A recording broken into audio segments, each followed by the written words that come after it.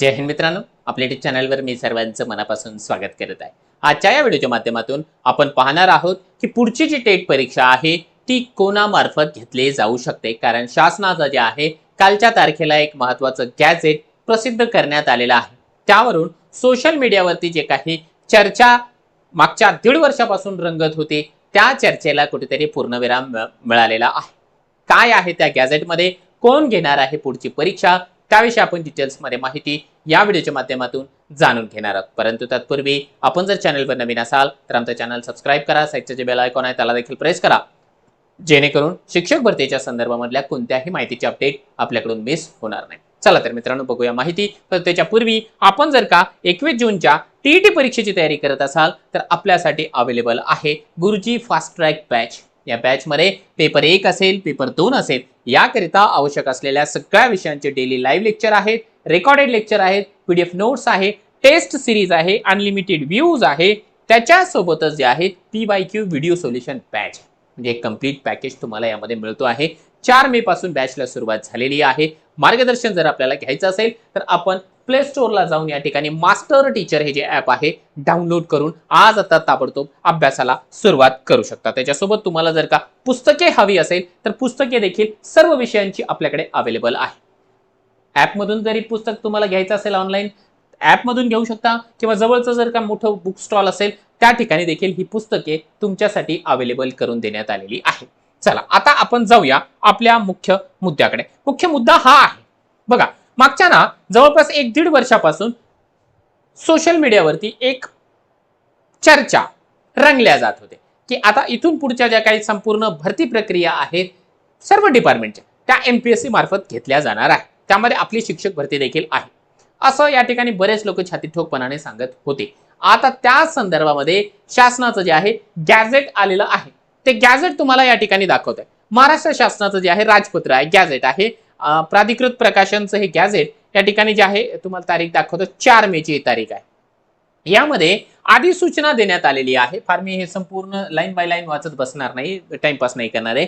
आता यामध्ये काहीशी दुरुस्ती करण्यात आलेली आहे। या अधिसूचनेनुसार सांगण्यात आलेलं आहे की MPSC मार्फत आणखी एक मुद्दा या ठिकाणी ऍड करण्यात आलेला आहे। MPSCच्या याच्यामध्ये काय सांगितलं की राज्य शासनाच्या अखत्यारीमधील सर्व शासकीय कार्यालयामधील गट ब म्हणजे अराजपत्रित आणि गट क ज्यामधून पोलीस भरती, शिक्षक भरती, वाहन चालक आणि अनुकंपा तत्वावरील नियुक्ती वगळून जी संपूर्ण पदं आहेत ती संपूर्ण पदं या ठिकाणी त्यांनी जे आहे MPSC ला देऊन टाकण्यात आलेली आहे।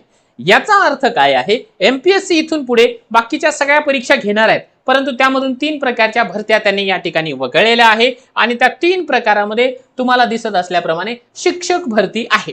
म्हणजे मागच्या 1.5 वर्षापासून जी काही चर्चा या ठिकाणी सोशल मीडियावरती रंगलेली होती की आपली शिक्षक भरती इथून पुढे MPSC मार्फत होणार आहे, त्या भरतीला आता पूर्णविराम लागलेला आहे। आपली शिक्षक भरती MPSC मार्फत होणार नाही, ती ज्या पद्धतीने आतापर्यंत चालत आलेली आहे त्याच परीने होण्याची दाट शक्यता आहे।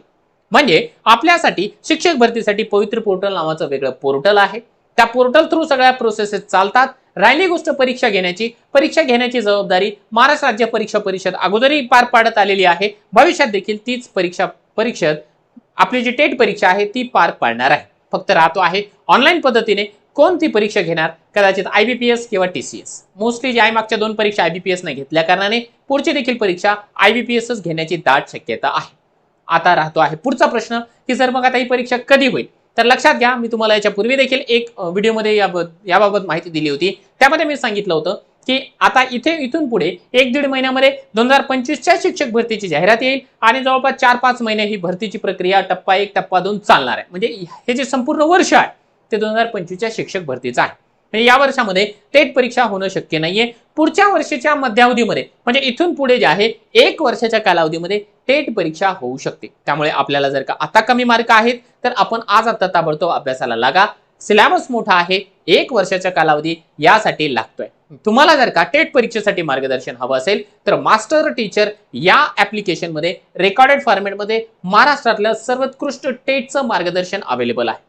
तुम्ही त्या ठिकाणी जाऊन मार्गदर्शन घेऊ शकता। तुम्हाला आणखी नेमकं काय वाटतं की ही जी टेटची परीक्षा आहे किंवा शिक्षक भरतीची प्रक्रिया आहे MPSC मार्फतच व्हायला पाहिजे होती का, किंवा ज्या पद्धतीने ही चालत आलेली आहे त्याच पद्धतीने ती चालली पाहिजे. तुमच्या प्रतिक्रिया व्हिडिओच्या खाली कमेंट बॉक्समध्ये नोंदवू शकता.